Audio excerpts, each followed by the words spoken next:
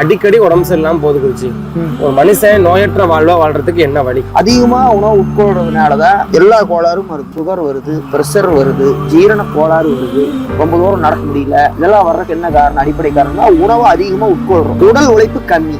காட்டுல வேலை செய்யறவங்களை பாரு, உடல் தொந்தரவு அவங்களுக்கு கம்மியா வருது. உழைப்பு அதிகமா காலம் வெட்டினா 2 ஏக்கரா வெட்டுறாங்க. காலையில இருந்து சாயந்தரம் 6 மணி வரைக்கும் குமிஞ்சிட்டு அப்படியே எந்த நோயும் வர்றதில்ல. 70 வயசு 60 வயசு களவட்ட போறாங்க. கரெக்டா? இன்னும் மாற இளைஞர்கள் கூட வயசு என்ன? 30. இப்போ 30லயே நேத்து போய் ஹார்ட் டாக்டர் பாட்டு வந்துட்டேன். பின்னி எலும்பு டாக்டருக்கு அப்பாயின்மெண்ட் கேட்டுருக்கிறேன். இதே 70 வயசு இருக்கிற பாட்டி போய் கேக்குதா? அது 80 ஆனா தான் முக்கி தேய்மானம் உங்களுக்கு 30லயே வருது. காரணம் என்ன? உடல் உழைப்பு கம்மி. நீங்க பைக் எடுத்துட்டு போறதெல்லாம் உடல் உழைப்புன்னு நினைச்சுக்கிற, அதெல்லாம் இல்ல.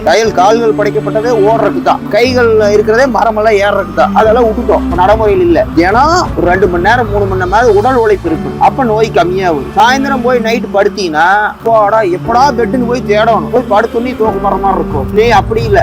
என்னடா தூக்கமே வர மாட்டேங்குது, இன்ஸ்டாகிராம் சித்த நேரம் பார்ப்போம், யூடியூப் பார்ப்போம் அப்படின்னு நினைக்கிறேன். அது கண்ணெல்லாம் கருத்து கிடக்குது. உடல் உழைப்பு வேணும். உணவை கம்மியா சாப்பிடணும். கம்மியா சாப்பிட்டா சத்தான உணவு சாப்பிடும். அப்போ உடல் தொந்தரவு கம்மியா இருக்கு. 2 வேளை உணவு, நல்ல திட ஆகாரம், 1 வேளை பழைய சோறு மோறு. இதை நான் 5 வருஷமா சொல்றேன். 6 மாசம் ஃபாலோ பண்ணிட்டு இருந்து அப்புறம் சொல்றேன். ஜங்க் ஃபுட் சாப்பிடாத, வெளியே அதிகமா சாப்பிடாத, வீட்டுல இருந்து சாப்பாடு கட்டி எடுத்துட்டு போய்க்கோ. பட்டாணி, சுண்டல், நிலக்கடலை ஊற போட்டு நைட் ஊற போட்டுரு. காலையில வேவிச்சு எடுத்துக்க. டிஃபன் பாக்ஸ்ல மோர் எடுத்துக்க, பழைய சோறு எடுத்துக்க. வெய்ய காலத்துக்கு இதே போதும் உணவு.